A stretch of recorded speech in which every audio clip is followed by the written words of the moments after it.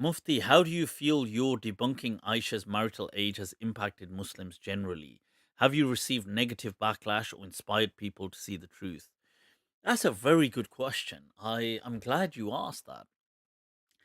It's one of the most it's one of the most proud moments really that I have that or there's a great sense of pride in some of the actions I have done in in life.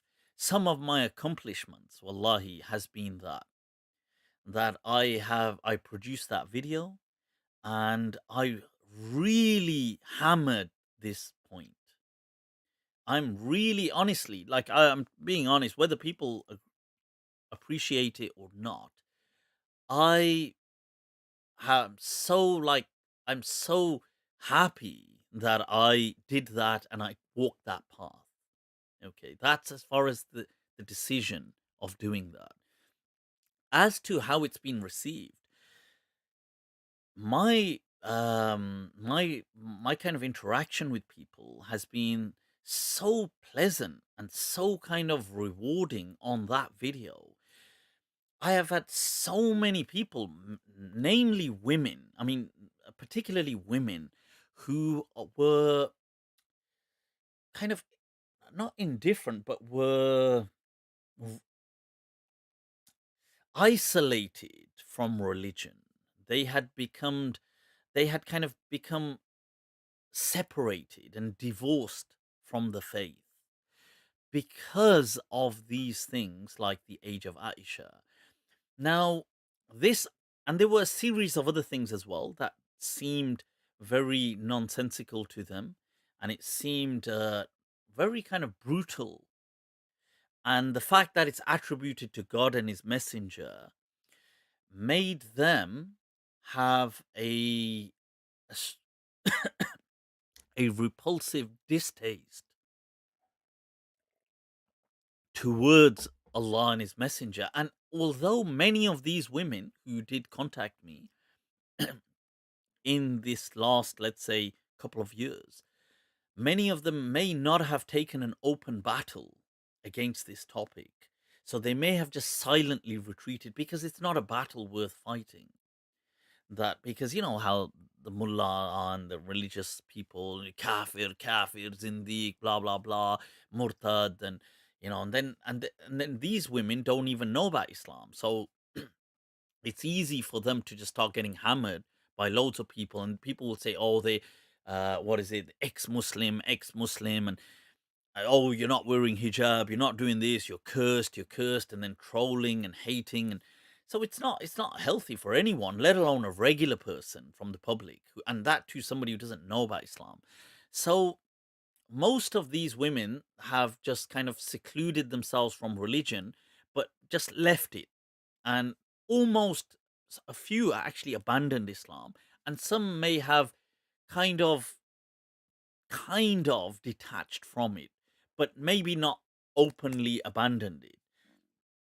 And then they came across my video, and because that Age of Aisha video as well, I did that very seriously, and it was a something that was to tackle to take the bull by the horns, um and they watched it.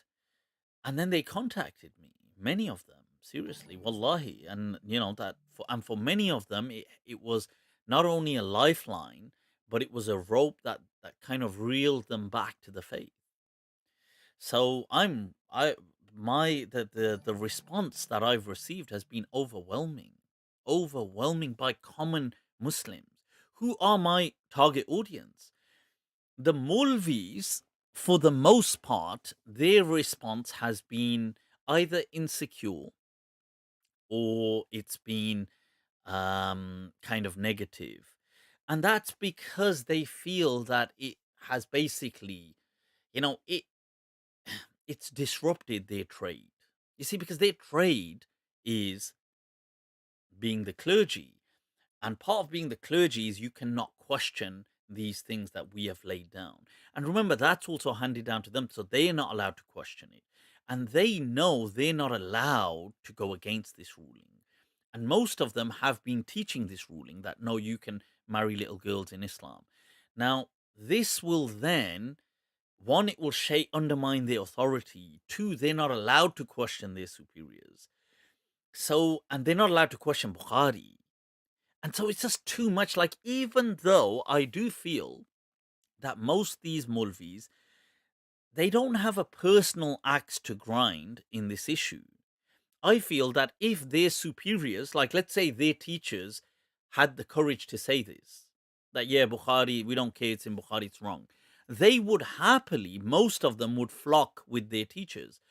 But because their teachers have a blind following attitude, just like their teachers did, so they're not allowed to go against them and they don't have the courage to challenge it.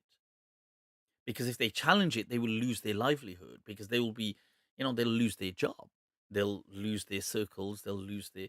So it's better to just kind of just toe the line, just go with it. And they don't like that I've challenged it because when I challenged it, I brought evidences. Now the common person has access to these evidences and they then present it to them and they can't argue back and they can't. So this is why they don't like what I've done. I don't think it's the topic itself. For some of them, it may be the topic itself, but most of them, I think the topic, they're not personally, I don't think most of them would want to support that topic. It's just they're stuck, like, where do we go? Like, this is our livelihood. This is our field. We can't speak against it. It's like if you're a doctor and you have a totally different practice, a way, let's say you think out of the box, you can't kind of go around preaching like that as a doctor. You have to follow the pharmaceutical kind of guidelines. You have to follow the kind of medical general board of practice and how they do things, their protocol. And you could have genuine ideas. You could just be somebody who thinks out of a box and has a theory and but at the end of the day, it's your livelihood that's at stake, and you're not prepared to do it. So you will just go with just toe the line.